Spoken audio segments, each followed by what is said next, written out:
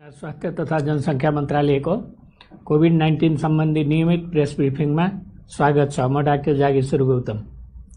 हामी हरेक दिन जस्तै आज पनि नेपालमा कोभिड-19 को राष्ट्रिय अद्यावधिक विवरण नेशनल अपडेटका साथ उपस्थित भएका छौं। आज हामीले स्वास्थ्य सेवा विभाग उपचारात्मक सेवा महाशाखाका निर्देशक डाक्टर तारानाथ पोखरेललाई निम्त्याएका छौं। हामीलाई सांकेतिक भाषामा दिनेश श्रेष्ठले साथ दिइरहनु भएको छ।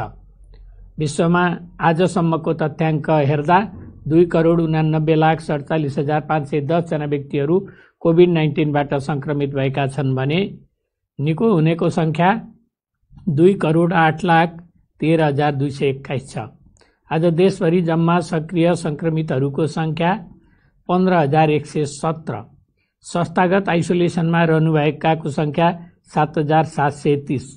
प्रदेश अनुसार संस्थागत आइसोलेसनमा रहनुभएका व्यक्तिहरू प्रदेश 1 मा 315, प्रदेश 2 मा 812, बागमती प्रदेशमा 4,013, गण्डकी प्रदेशमा 777, प्रदेश 5 मा 1,177, कर्णाली प्रदेशमा 266, सुदूरपश्चिम प्रदेशमा 370 जना र यसैगरी होम आइसोलेसनमा रहनुभएका व्यक्तिहरूको संख्या प्रदेश 1 मा 1,076, प्रदेश 2 मा 1,335, बागमती प्रदेशमा 3,750, गण्डकीमा 182, प्रदेश 5 मा 713, कर्णाली प्रदेशमा 94 र सुदूरपश्चिम प्रदेशमा 237 जना गरी जम्मा 7,387 हुनुहुन्छ। नेपालमा आजको पीसीआर परीक्षण 9,165 छ। 8,40,527 को टोटल परीक्षण भएको छ। संक्रमितको संख्या 24 घण्टामा 1,039 छ। क्वारेन्टिनमा रहनुभएका व्यक्तिहरूको संख्या 6,536 रहेको छ। प्रदेश 1 मा 881, प्रदेश 2 मा 439, बागमती प्रदेशमा 491, गण्डकी प्रदेशमा 561, प्रदेश 5 मा 1,706, कर्णाली प्रदेशमा 691, सुदूरपश्चिम प्रदेशमा 1,767। कोभिड-19 बाट संक्रमण मुक्त भई गत 24 घण्टामा डिस्चार्ज हुनुहुनेहरूमा जम्मा 1,173 हुनुहुन्छ। आजसम्म डिस्चार्ज हुनुहुने जम्मा 38,697। प्रदेश अनुसार प्रदेश 1 मा 3,441, प्रदेश 2 मा 10,831, बागमती प्रदेशमा 7,384, गण्डकी प्रदेशमा 2,218, प्रदेश 5 मा 6,466, कर्णाली प्रदेशमा 2,486, सुदूरपश्चिम प्रदेशमा 5,871 जना हुनुहुन्छ। कोभिड-19 संक्रमणबाट मुक्त हुने दर 71.5% छ। उहाँहरूको संक्रमण मुक्त भई डिस्चार्ज हुनेहरूको उपचार तथा हेरचाहमा अहोरात्र खटिनुभएका चिकित्सक, नर्स, स्वास्थ्यकर्मी तथा अन्य सहयोगी शुभेच्छुकहरू सबैलाई स्वास्थ्य तथा जनसङ्ख्या मन्त्रालय हार्दिक धन्यवाद दिन चाहन्छ। हामीलाई 2 वटा कल सेन्टरबाट 1,148 वटा कल प्राप्त भएका छन्।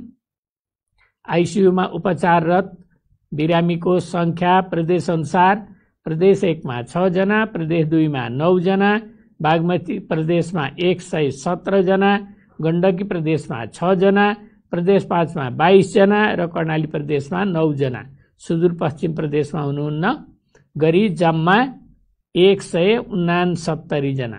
भेन्टिलेटरमा उपचाररत बिरामीहरूको संख्या प्रदेश 1 मा 1 जना, बागमती प्रदेशमा 20 जना, प्रदेश 5 मा 1 जना, सुदूरपश्चिम प्रदेशमा 1 जना गरी जम्मा 23 जना हुनुहुन्छ। 500 भन्दा बढी सक्रिय संक्रमित बिरामीहरू रहेको जिल्ला मोरङ, सुनसरी, सर्लाही, काठमाडौँ, चितवन, ललितपुर, भक्तपुर र रूपन्देही रहेका छन्। शून्य संक्रमित भएका जिल्लाहरूमा सोलुखुम्बु, मनाङ, मुस्ताङ, म्याग्दी, डोल्पा, हुम्ला र मुगु रहेका छन्। अब यसपछि डाक्टर तारानाथ पोखरेलले आफ्नो कुरा राख्नुहुन्छ। धन्यवाद डाक्टर साहब। नमस्कार, म डाक्टर तारानाथ पोखरेल। यही असोज 1 गते तदनुसार सेप्टेम्बर 17, 2020 का दिन मनाउन गइरहेको विश्व बिरामी सुरक्षा दिवसको बारेमा यहाँहरू सबैलाई जानकारी गराउने र मनाउन अनुरोध समेत गर्नको लागि यहाँ सम्पूर्ण नेपाली दाजुभाइ दिदीहरू सामु उपस्थित भएको छु। 2019 मेमा विश्व स्वास्थ्य संगठनको 72औं महासभाले 194 देशको सहभागितामा गरेको निर्णय अनुसार 2019 सेप्टेम्बर 17 देखि विश्व बिरामी दिवस मनाउने घोषणा गर्यो, जसअनुसार गत वर्ष पनि हामीले नेपालमा उक्त दिन विभिन्न कार्यक्रमका साथ यो दिवस मनाएका थियौं। त्यसरी नै यस वर्ष पनि यही असोज 1 गतेका दिन हामीले देशव्यापी रूपमा विभिन्न कार्यक्रमहरू मनाएको आयोजना गरी विश्व बिरामी सुरक्षा दिवस मनाउने स्वास्थ्य मन्त्रालयको निर्णय अनुसार यहाँहरू सबैलाई यसबारेमा जानकारी गराउन र मनाउनको लागि अनुरोध गर्नको लागि म यहाँ उपस्थित भएको छु। हामी सबैलाई थाहा छ, अहिले हामी कोभिड महामारीको चपेटामा छौं। 50,000 भन्दा बढी संक्रमितहरू हुनुहुन्छ, सयौंको संख्यामा मृत्यु पनि भएको छ। त्यस्तै धेरै ठूलो संख्यामा स्वास्थ्य कर्मीहरू संक्रमित हुनुभएको छ भने केहीको मृत्यु समेत भएको जानकारी हामीलाई जानकारीमा छ। त्यसैले स्वास्थ्य सेवा लिन आउनुहुने बिमारीहरू, उहाँहरूलाई उपचार गर्न खटिनुभएका अहोरात्र खटिनुभएका स्वास्थ्य कर्मीहरू, उहाँहरू सबैलाई सुरक्षित राखेर मात्रै हामीले बिरामीहरूको सुरक्षा गर्न सकिन्छ भन्ने मान्यताका साथ यो वर्ष पनि विश्व बिरामी सुरक्षा दिवस हामी मनाउन गइरहेका छौं। यो वर्षको मूल विषय स्वास्थ्य कर्मीहरूको सुरक्षा, बिरामीको सुरक्षाको प्राथमिकता भन्ने रहेको छ।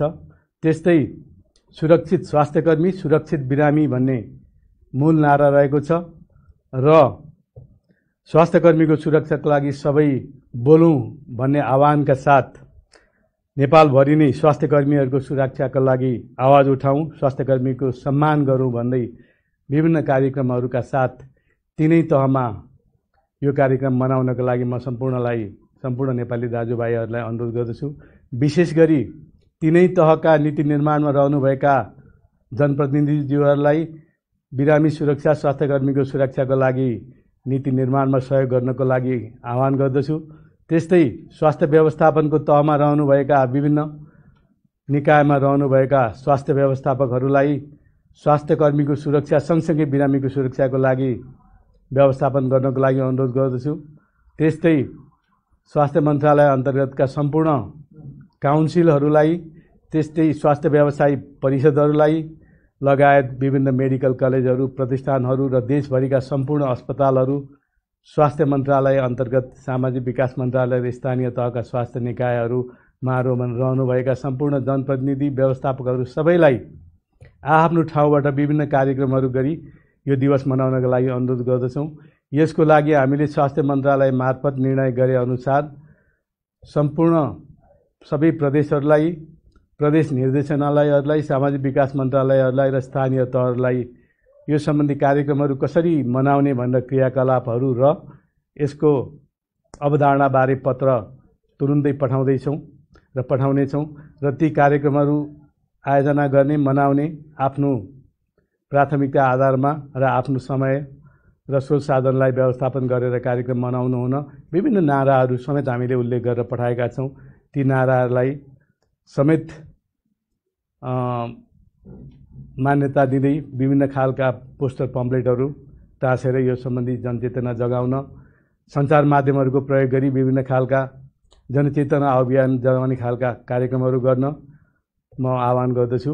विशेष गरी यो कार्यक्रमको मुख्य उद्देश्य भनेको बिरामी सुरक्षा भनेको के हो, स्वास्थ्यकर्मीको सुरक्षा भनेको के हो, यसबारेमा थाहा पाउन, सम्पूर्ण नेपाली दाजुभाइहरूलाई चाहिँ यसबारेमा जानकारी गराउन, यसको महत्त्वबारे नेपालभरि नै महसुस गर्न, थाहा पाउन, त्यस्तै नीति निर्माणको लागि सहयोग पुर्याउन, व्यवस्थापन गर्नको लागि र अहिले विभिन्न ठाउँमा अहोरात्र बिरामीहरूको सुरक्षाको लागि खटिनु हुने स्वास्थ्यकर्मीहरूको लागि कहिलेकाहीँ विभिन्न खालका घटनाहरू घटेको हामीले सुन्ने गरेका छौँ।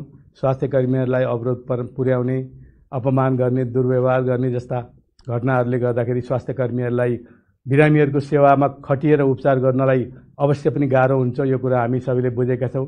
त्यसैले यो वर्षको मुख्य नारा नै सुरक्षित स्वास्थ्यकर्मी, सुरक्षित बिरामी रहेको हुनाले यसरी खटिने स्वास्थ्यकर्मीहरूको सुरक्षाको लागि, भौतिक सुरक्षा र व्यक्तिगत शारीरिक सुरक्षाको लागि व्यवस्थापन गर्दै सम्पूर्ण बिरामीहरूको सुरक्षाको व्यवस्था मिलाउनका लागि यो कार्यक्रमको आयोजना गरिएको हो।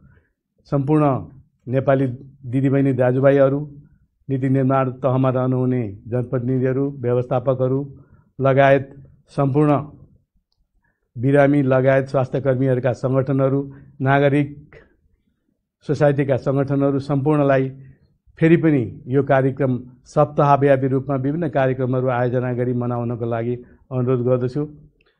हामीले केही कार्यक्रमहरूको आयोजना गरेका छौँ।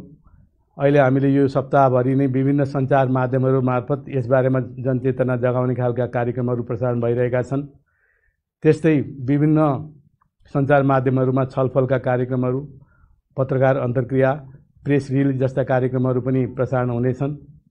त्यस्तै हामीले असोज 1 गते साँझ 7 बजे माइतीघर मण्डेलामा स्वास्थ्यकर्मीहरूको सम्मान स्वरूप दीप प्रज्वलन गर्ने, सङ्क्रमित बिरामीहरूको स्वास्थ्य लाभको शुभकामना गर्ने, त्यस्तै यो रोगबाट मृत्यु हुने बिरामीहरूको सम्झनामा 1 मिनट मौन धारण गर्ने कार्यक्रमको निर्णय भएको छ र हामीले त्यो कार्यक्रमहरू देशैभर मनाउनको लागि यहाँहरू सबैलाई अनुरोध गर्दै त्यसै दिन असोज 1 गते साँझ 8 बजे सम्पूर्ण देशवासी दिदीबहिनी दाजुभाइहरूलाई साँझ 8 बजे दीपावली गरेर नेपाली स्वास्थ्यकर्मीहरूको मनोबल बढाउनको लागि र 1 मिनट बिरामीहरूलाई मनोबल बढाउनको लागि, शुभकामना व्यक्त गर्नको लागि र सङ्क्रमित भएर मृत्यु हुनेहरूको नाममा सम्झनामा सङ्केत स्वरूप 1 मिनट मौन धारण समेत गर्नुको लागि हार्दिक अनुरोध गर्दै अहिलेको मेरो जानकारी यहीँ अन्त्य गर्छु। धन्यवाद। धन्यवाद डाक्टर तारानाथ पोखरेलज्यू। र केही जानकारीहरू प्राप्त भएका छन्। अन्तर्राष्ट्रिय र राष्ट्रिय बजारमा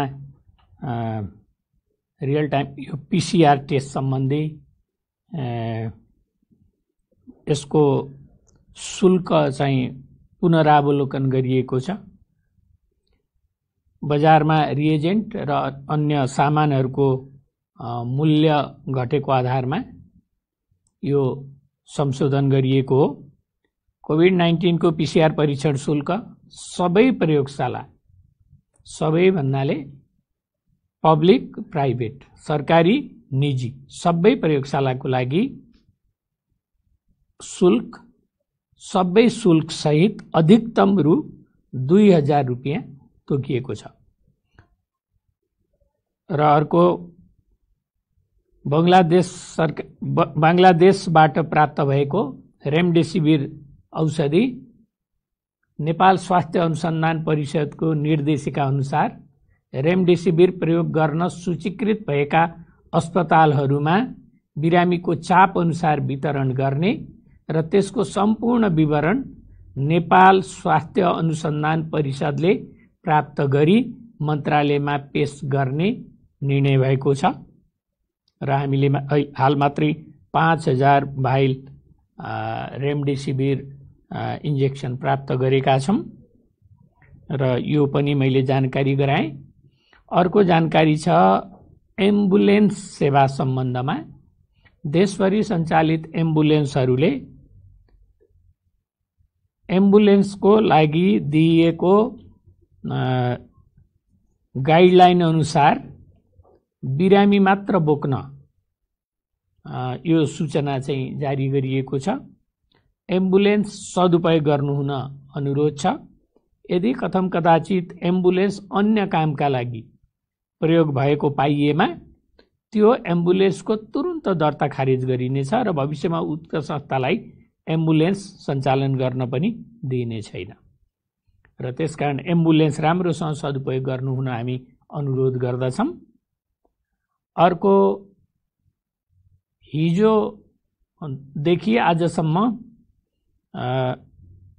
यो PCR जाँच 4वटा अस्पतालमा गर्दा फरक रिपोर्ट आएको भन्ने कुरा हामीलाई सूचना प्राप्त भएको छ, गुनासो प्राप्त भएको छ। त्यसको आधारमा स्वास्थ्य तथा जनसङ्ख्या मन्त्रालयले उक्त कुरा के भएको हो भन्ने कुरा यसको जाँच पडताल सुरु गरिसकेको सम्पूर्ण नेपाली दाजुभाइ दिदीबहिनीहरूलाई हामी जानकारी गराउन चाहन्छौँ। र आज पेसेन्ट सेफ्टीको कुरा चाहिँ यहाँ बताउनु भएको छ डाक्टर तारानाथ पोखरेलले। यो हप्ता यस सम्बन्धी कार्यक्रमहरू हुने, एक्टिभिटीहरू हुने कुरा बताउनु भएको छ। बिरामीको उपचार, राइट बिरामीको राइट डायग्नोसिस गरेर राइट पार्टको उपचार, राइट औषधि प्रयोग गरी गर्नुपर्छ र राइट इन्भेस्टिगेसन पनि हुनुपर्छ। र यस्तो चिकित्सा विज्ञानमा कहिलेकाहीँ दुर्घटनाहरू भएको चाहिँ घटनाहरू छन्। त्यसो भएर सबै चाहिँ अस्पतालहरूले WHO को पेसेन्ट चेकलिस्ट प्रयोग गर्न, सरकारी र निजी अस्पतालहरू त मलाई थाहा छ धेरैजसो अस्पतालमा यो चेकलिस्ट प्रयोग गर्ने गरिएको छ र कहीँ प्रयोग भएको छैन भने यही अहिलेको अवसरमा पेसेन्ट चेकलिस्ट, WHO को मापदण्ड अनुसारको पेसेन्ट चेकलिस्ट प्रयोग गर्नु हुन सम्पूर्ण अस्पतालहरूलाई पनि स्वास्थ्य तथा जनसङ्ख्या मन्त्रालय यो सूचित गर्न चाहन्छ। र हाम्रो सबै चाहिँ रेकर्डहरू, RT-PCR को रेकर्ड, मृत्युको रेकर्ड र अन्य रेकर्डहरू हामीले हाम्रो फेसबुक पेज, ट्विटर र हाम्रो वेबसाइटमा हामीले अपलोड गर्ने गरेका छौँ। त्यसैबाट सूचना प्राप्त गर्नुहुन सम्बन्धित सबैलाई जानकारी पनि गराइन्छ। यसका साथै आजको यो कोभिड-19 सम्बन्धी राष्ट्रिय अद्यावधिक विवरण, नेसनल अपडेट यहीँनिर सकिन्छ। धन्यवाद, नमस्कार।